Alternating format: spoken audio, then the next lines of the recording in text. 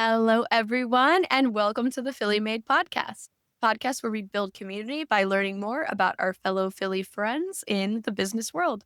I'm your host, Shannon, Penji's partnership coordinator, and I'm joined here today with a very special guest, Ian Campbell from Run the Day. Thank you so much for joining me. I really appreciate it. Thanks for having me, Shannon. I'm excited for our conversation. Thank you. So, again, thank you for joining me. Could you please introduce yourself a little bit? I know I just introduced you, but you might do it better. And also, just tell us, the audience, anything about you on your journey to this point in your professional career that you think would be important and helpful. Certainly. My story begins back in 1993, born and raised in the greater Philadelphia area. I grew up in media. After high school, I spent a year in South America. I came back to the States, spent 3 years in Ohio, 1 year in California, going to school, launched my career, spent the beginning of it in San Francisco, working in investment banking.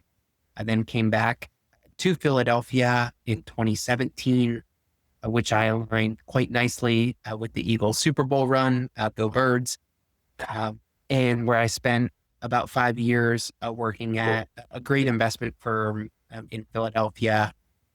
And when COVID came in 2020, I got a nagging feeling that said, "Hey, Ian, like I'd love being active my whole life. Growing up, I would play sports, and go running and work out. And when COVID came and all the world shut down, I got this nagging feeling like, hey, Ian, go do something where you can feel more impactful." And with that, I wound up leaving my old day job with the goal of building technology to really make an impact. And from there, I got partnered up with Tim and the great team at Run the Day, which I can talk more about.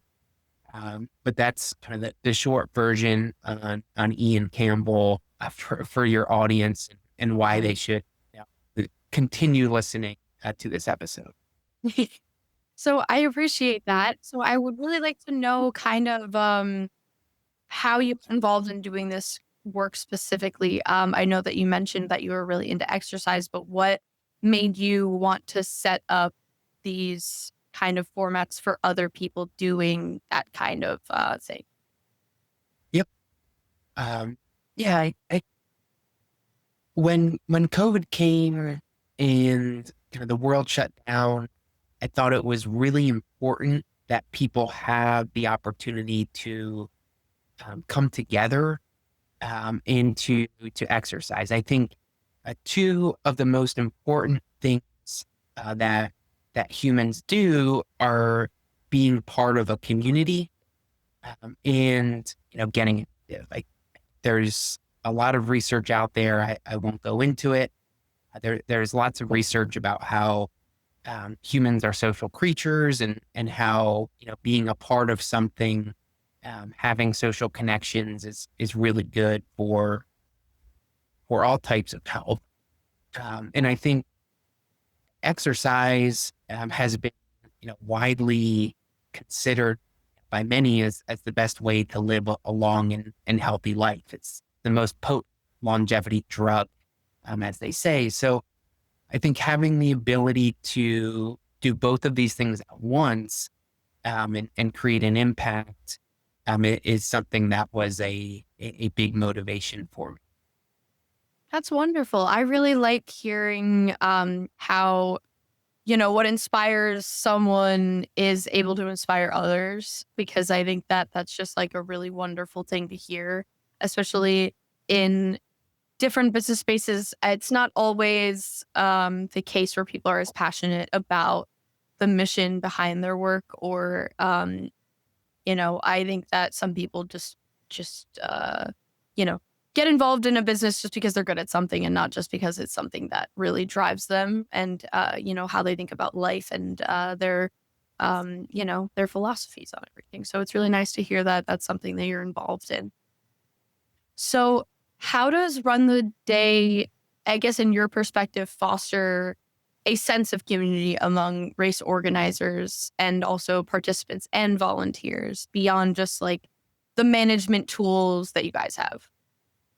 Great question. And there's a lot going on with Run the Day. So let's take a step back and time travel back to 2003 when my partner Tim, a Run the Day founder, volunteered at his daughter's school.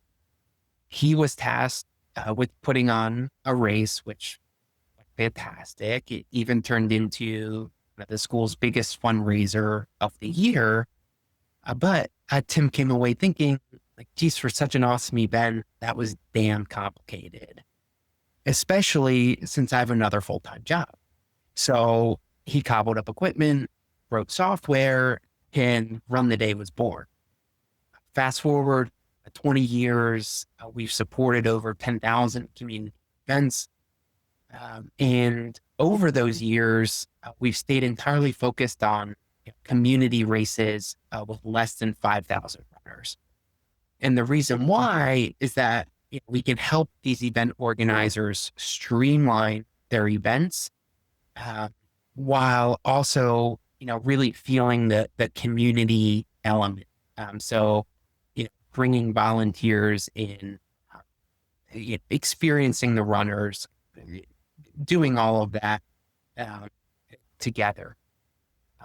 And so you asked, how Run the Day works. Since Tim volunteered at his daughter's school back in 2003, we've really been focused on making it easier for these community events to happen. And we believe that's important for several reasons. But the way that we do it is through a unique combination of technology and with people. And so we have a technology platform that helps runners register for races. It also has a fundraising component, which is really great for charities to help them raise money for awesome causes.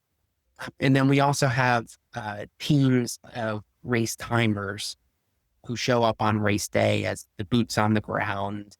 And we really think of ourselves as the partner to these organizations who are putting on events by empowering them with the technology, as well as the human component of having people to call and to text and to be there with them as the races are happening.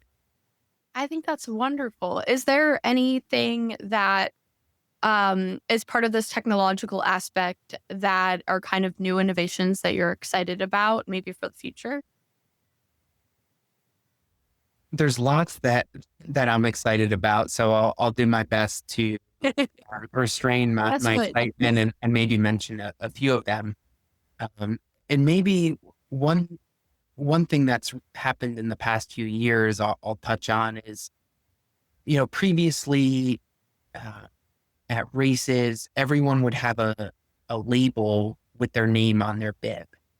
And this is, it might be boring to a lot of folks listening out there, but it was a lot of time that went into, printing those labels, applying those labels to bibs. When you would show up to the race, there'd be this big board with everybody like alphabetically organized, and volunteers would need to dig through stacks of bibs to find the person's name.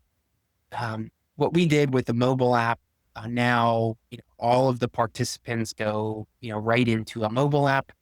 And when they come up to pick up their bib, a volunteer, it's actually so easy. We even had an 83-year-old volunteer using it, which we're quite proud of. But a volunteer types in somebody's name, assigns the bib number to that individual's name. And that way they don't need to dig through stacks of alphabetical bibs. Behind the scenes, labels don't need to be printed out.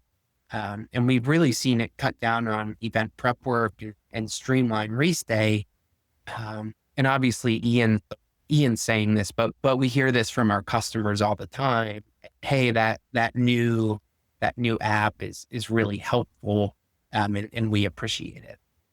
That's really awesome because I think that that definitely helps people keep using the product only because I'm sure that it must be frustrating for people to go through all of that and like everything is really helpful, but then they get down to that one aspect and it's like, oh God, I wish there was something that could help this. So it's nice that you're constantly adjusting to new things that you see that are issues or maybe that you didn't um set out to do in the first place when creating the product. So I really like that. Yep. It's a great point, Shannon. And one of the things that used to bug me uh, is, hey, like I can buy $900 Sixers tickets in 2 seconds with 2 clicks on my phone. Why, if I'm registering for a local turkey trot, why doesn't that take 2 seconds? Hmm. And so that's really what we're striving to do is bringing all of the modern technology that exists in the world, and allowing communities to use it in a very cost effective uh, way that not only simplifies the logistics, it also enhances and elevates the experience for the running community. Yeah, no, I really value that because I think that there's so many services that ease of use isn't at the top of their mind. And I think that is something that really deters people from using a service or a product because of the process that goes to it. If it takes so long or it's difficult or any of the sorts, I think that more people will, it'll be less likely that someone will use it in the future. So I like that that's at the top of your mind. I don't think that other people think of that or value that as important as they should, because it's more of a consumer centered approach. And I think that um, many people have a difficult time looking at that because they've created something that they really love, and they're not constantly adjusting to making it easier for the people that they're providing it for to be able to use easily. If you can't get into the concert, you can't listen to the music. It's the same thing with anything, right? I tend to agree with you on the onboarding. I was at a bunch of races last weekend, and um, I was working with, runners uh, to download our app. And, when you watch people use the software, what you tend to notice is that, the issues that they run into um, are when they're using it for the first time are different issues than you're used to because you're so in the weeds and you're using it every day. It's very simple things like, should I log in with my phone or with my email? And simple things that, you see people get indecision and then they get distracted by their kids. And then, the next thing that they haven't even gotten into, the meat of the platform. Yeah, it's interesting. It's very similar to I think a website, or at least I've talked to people about a similar phenomenon where people will go to a website and they either don't immediately understand what that service does, or what the product is, or whatever they may be advertising. And then when they go to look into more, it's just not the easiest process. And they immediately just don't even continue to navigate that website. They just click off and go to something that's easier or like a competitor or whatever it may be. And I think that any tools that are something that is going to give someone more information or be able to use a service that needs to be at the top of their minds. But I think that um, especially where website's concerned, which is where I have more of a experience with, I guess, is that, you look at something so much that it's kind of hard for you to see these other things because unless you're getting direct feedback from consumers, you're not really, it's harder to see the problems in something that you devote so much time to, especially since there's like a level of pride too that goes into that of like working so hard on something and knowing that there's still things that you can do better. That's right. And there's probably some fancy word for it, but it's like optimist bias, right? There's things that I catch myself doing. I use the product um, that I subconsciously don't even think about, as it's like I find a workaround to make it work. Um, but the average person isn't going to deal with that workaround. They're going to move on to the next thing in life. Yeah, exactly. It's like when it's almost, it's easier to also use something that you use constantly or interact with constantly. Whereas like someone who's new to the service may not, um, use it as easily, and you can really recognize that sometimes.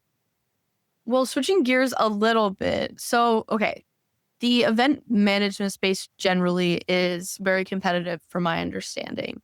How does Run the Day give unique value to not only race organizers, but the participants that sets it aside from maybe other platforms like it? That's a really good question. And it's funny how events have become a buzzword in recent years. Um, what's funny it is going back to the early 2000s, and you look at the endurance event registration market, Div was really the only player in town.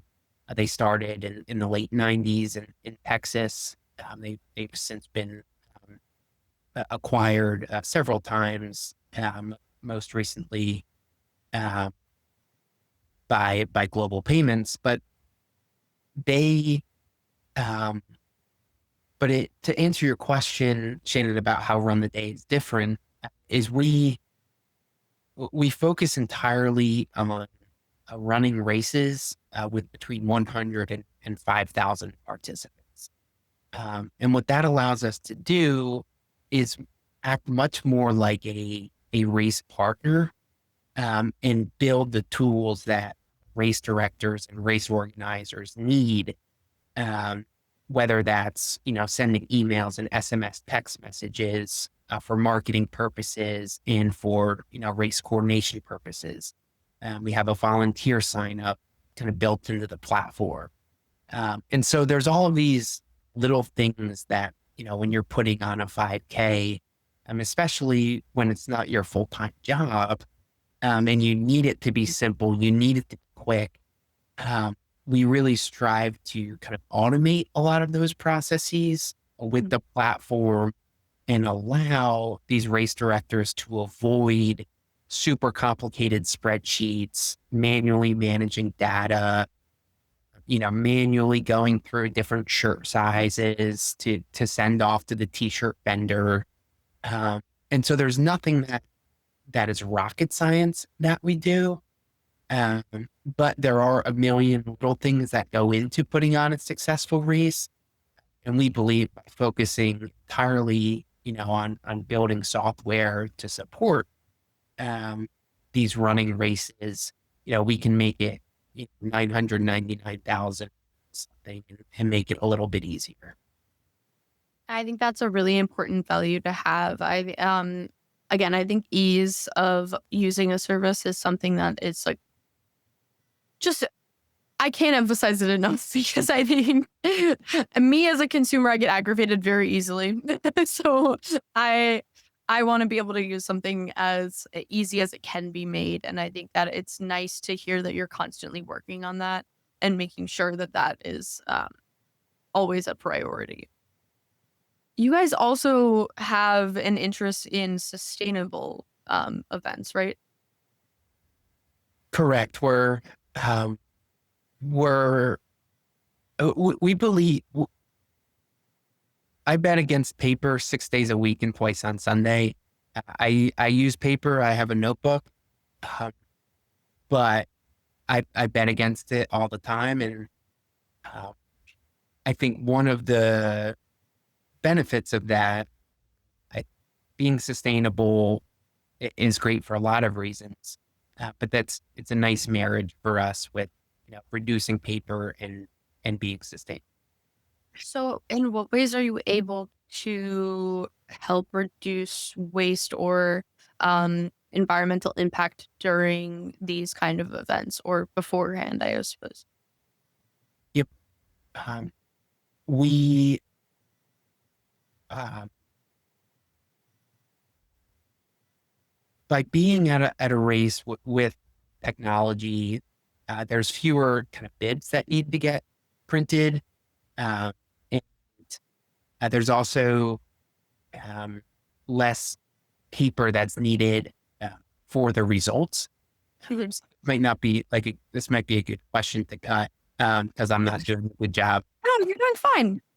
Um, but I think the sustainable impact that we have uh, is just reducing paper, uh, and I think that tends to be like really it. Yeah, I mean, that's still what it impacts. I definitely believe that, I don't know, there's so many ways in which we can help reduce the impact that we have on the environment. And I think that just because it seems like minor, just reducing paper, I think that's still an impact, especially since events like that do require a vast amount of paper production, or maybe they don't require it. But I think that a lot of people only see it in that one scope because it's been done a certain way for so long. So it's nice to be able to push those boundaries of what people believe can be done. Um, in those specific areas and reduce their paper consumption. So I don't think that that's um, little. I think that that's still really important. Yeah, it's true. I mean, everything that was done on paper can now be done in our mobile app for race day. Mhm. Uh, and same thing with registration. It used to be done on paper forms. Now it's done electronically through QR codes. Result, the same thing. It used to be a bunch of printouts, and we're moving into an era where it's all done digitally. So that would be a better answer to your question. That's incredible. I think that that's a really great way to um, reduce that. And I don't think that, especially community based events, I think that they tend to be more paper based because a lot of people are physically outreaching or, handing out flyers or different things like that. So it's really cool to be able to, have that service to be able to, do all of these things like filling out forms and stuff like that on your phone instead. I think most people honestly probably prefer that anyway at this point because of how much technology has advanced. So it's nice to be able to go with that. We certainly believe that to be the case, and we see a lot of people very happy that they can show up to a 5K and pay with Apple Pay, It's awesome. or write a check or pay with cash. Yeah, that's beautiful. So what is your okay? Moving more towards like a marketing side, I guess, of this conversation. What is your strategy for expanding Run the Day's reach? Not only like regionally, but also in terms of maybe types of events that you support? Yep, great question. We work with races nationwide today. So races from California to Florida to Michigan to Vermont all use Run the Day to help manage their race. If you would have asked me 5 years ago, I would have said, "Oh, like I don't know, like running races, like that doesn't seem like that big of a market." It turns out, almost every school nonprofit holds a 5K as a fundraiser. And if you look at the numbers in the running industry, run groups are having a moment. Running is having a moment. The Chicago Marathon just had a record number of 160,000 applicants, um, and so what we believe, there's a huge market opportunity with people who run in these events. And we believe it's only going to grow as the future progresses. And so to answer your question, and it may not be the answer that you wanted, but we're entirely focused on supporting these running events, in the USA Today, and then globally shortly thereafter. I mean, and by rough estimates, there's several 100,000 running events in the US every year. And so we can grow both by, working with more of these events. And we can also grow, by growing the events, because the way, our economics for the business work is that we're aligned with the event. So as the race grows, Run the Day also grows. And so we really like that because it can allow us to be a true partner with a lot of the races that we work with. Yeah, I completely understand that. I don't think that there's especially since COVID, I think this is such a wonderful thing to have. I I think that people are wanting to do more community-based things and be more active, and I think that this will only grow more and more, especially just on the activity side as well. I think that these will continue to be there'll be more and more runs and there will be more and more events because I think that anytime there's this lull in activity or community in a space, I think that there's this boom afterwards. And I think it's only getting more and more after the events of COVID. I think people are kind of starved for activity, even this late afterwards. So it's really nice to see. And I'm happy that, this business is supporting that because, I think that this is the best way, well, one of the best ways for people to be able to, um, you know, gain a sense of community and also be healthy in the process, which is really wonderful. You said it perfectly, Shannon. It's a great opportunity to get involved in your community. And it's a great opportunity to have motivation to move your body, get active, which has a lot more benefits than I think we think. Even someone like me who goes running all the time, I think I understate the benefits that I get from living an active, healthy lifestyle. Yeah, no, there's so many things. It's not just like good for your body, but it's good for your mind. There's so much like I I use exercise just to be less stressed. So it's just such a stress reliever. I can't even there's nothing better than it. So it's just a really lovely thing to have. And I think for specifically, I know that it's not just Philadelphia that these events happen in, but I think that having community-based events is something that is so critical for Philly. Especially there's so much that needs to be done. And I think community-based or community level support is the best way to go about it here. So it makes me really happy to see more stuff like that. Clearly, the government is not being so as helpful as the community has always been. So to be able to see Philly, thrive in that way is really great. And Yeah. speaking of Philly, not to interrupt you, it's time for our Philly questions. Now that we're wrapping up a little bit, are you excited? Are you ready? Super excited. All right, these are rapid fire Philly questions. This is not a quiz, so don't worry. There's no right answers unless you say the wrong answer. Anyway, so what's the first word that you think of when you hear Philadelphia? Tough. Tough. Yeah, I would agree. I would definitely agree with that. What celebrity do you think of when you think of Philadelphia? Rocky. Yes, a staple. Favorite cheesesteak spot? This one's controversial. I'll go with a curveball. Um, Woodrow's on South Street. I will be looking into that. You better be right.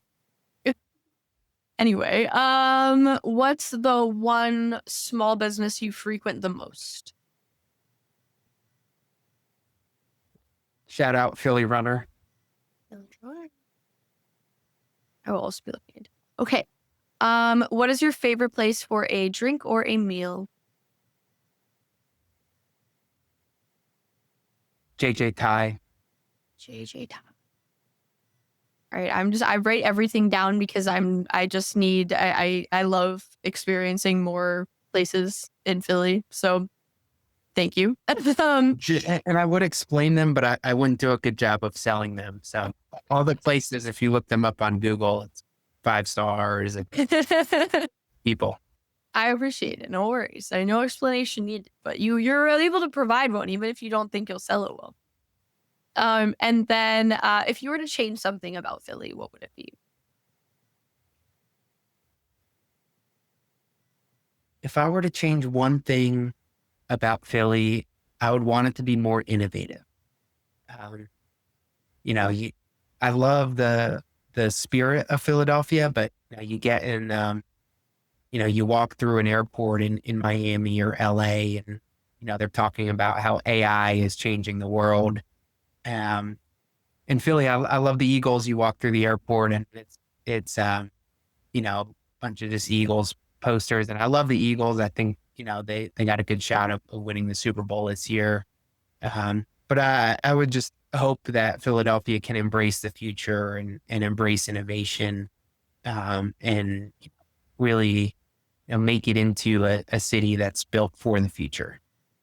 I really like that. That's definitely a unique answer. So I appreciate the sentiment because yeah, I definitely agree with that. I think that sometimes Philly is set in their ways, quote unquote, but I don't always think it's a bad thing, but sometimes, I think it's always nice to, improve. And I really would love to see this city improve in a lot of ways. But I just really love it regardless. Yeah. You and I both. And Yeah, it's just it's a great place. I didn't grow up here, but I've been here for like 6 years, and it's home now. So, what is your favorite neighborhood in Philly? Speaking of home, doesn't have to be your home though. It can just be your favorite place to go. Rittenhouse. Yeah, that's fair. I really love it there. I love exploring Rittenhouse Square, and I used to work there in college. So I really just it's very recognizable for me. I can at least navigate it. The longer I am in Philly, I feel like the more lost I get, which is so funny because it's such a small city, but it's I get lost constantly. Well, that is all the time we have today. We're a little over time, but that means it was just a really good conversation. So I really appreciate you coming on with me today. And I think you answered our rapid fire Philly questions beautifully. And one day you'll be able to see yourself on here soon. Thanks, Shannon. And thanks everyone for listening. Thank you. And thank you for joining me again. And thank you everyone for listening or watching. Don't forget to like and subscribe to see more Philly favorites like this. Thank you so much.